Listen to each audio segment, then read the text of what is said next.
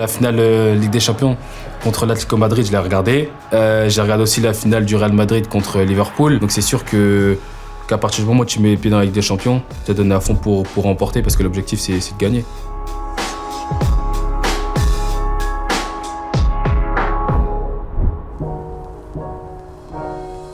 La première fois qu'elle m'a emmené au terrain pour m'inscrire au foot, et ben en fait je tenais la main. Et après, il y avait le coach qui lui parlait. Et après, elle m'a lâché la main et je suis parti directement sur le terrain. Je suis parti sur le terrain. Et après, il y avait déjà des petits de mon âge qui jouaient. Et je sais pas pourquoi, je suis arrivé, j'ai pris la balle. Du coup, les petits, ils ont commencé à tous venir pour me prendre le ballon. J'ai pris le ballon. Et après, il y avait une barrière. Après, j'ai tiré, j'ai marqué et j'ai tiré au-dessus de la barrière. Et après, du coup, la balle était partie, elle était perdue là-bas. Et du coup, il fallait que le coach, il arrête de parler avec ma mère et qu'il aille la chercher.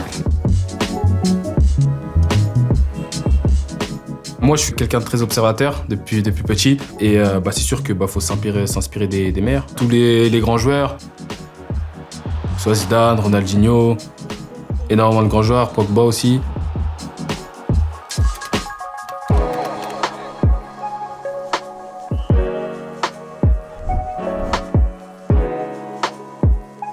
Je me souviens, j'étais au foot et après, il y avait mon coach Nicolas Martinet qui m'avait dit que j'allais faire un match avec le Stade Rennais contre Laval. Et après, j'avais directement noté dans mon agenda. Et après, je suis parti au match. J'ai joué latéral gauche. Ça s'est bien passé. Et après, j'ai refait un match, des tournois et jusqu'à aujourd'hui. Premier entraînement où j'avais souffert. Niveau physiquement, c'était pas la même chose qu'au centre de formation avec le coach Lamouchi. J'ai même failli vomir, je crois.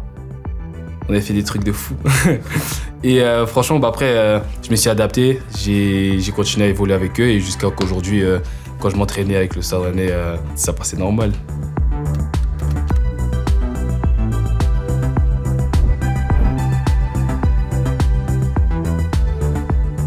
C'était l'un de mes premiers matchs en pro. Après, c'est sûr qu'on s'était bien préparé la semaine avec le Stade Rennais pour jouer face au PSG. Après le match, j'ai vu que je recevais des messages de fou. Même mes parents m'ont félicité. Le lendemain, les autres, ils me disaient c'est un truc de fou ce que t'as fait. Après, c'est sûr que sur le moment, je me rendais pas compte. C'est sûr que vis-à-vis déjà des autres personnes, ce match ça va changer la façon de me voir. Après, comme je l'ai dit, moi, c'est un match comme un autre. Certes, j'avais fait un gros match, mais c'est pas quelque chose qu'il faut se mettre dans la tête parce qu'après, il y a d'autres matchs. Il faut continuer à performer.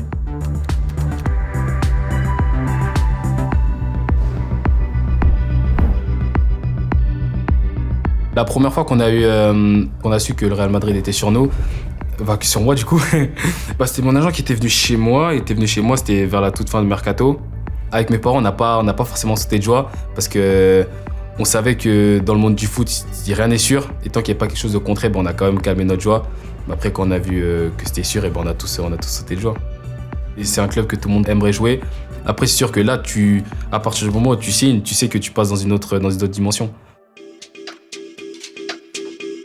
La finale Ligue des Champions contre l'Atlético Madrid, je l'ai regardé. Je me suis là en tête, vous me dites ça, là, j'ai pensé au but de Bale de la tête.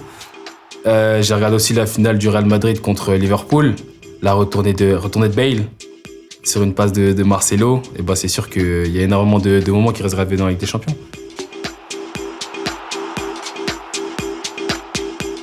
Pression, non, je dirais pas forcément une pression, mais c'est surtout quelque chose qui te booste.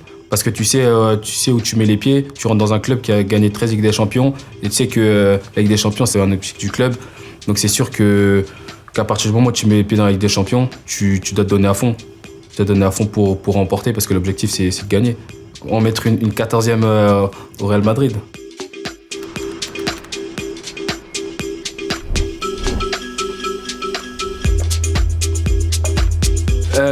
Je pense que la première leçon déjà quand t'es footballeur, c'est que c'est impitoyable et que tu peux être en haut et descendre très vite et faut être reculé et qu'une erreur ça pardonne pas.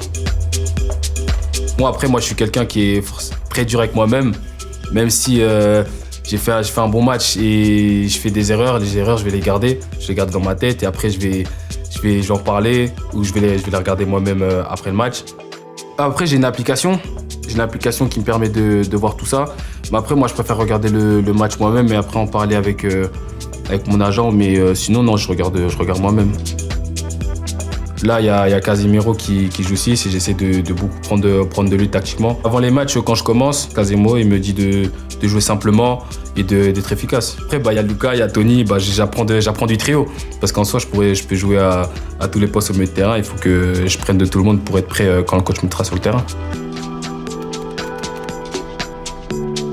Mes parents sont toujours démenés pour que moi et mes frères et sœurs, on ait quand même une vie paisible. Ils nous parlaient pas forcément des problèmes qu'ils avaient au quotidien, mais en grandissant, ils nous ont parlé des problèmes. Et moi, au quotidien, je le voyais pas forcément. Mais en réfléchissant, je me rends compte que quand même, on avait des galères. Le fait que tout ça est arrivé dans ma vie, je pense que c'est un aspect positif.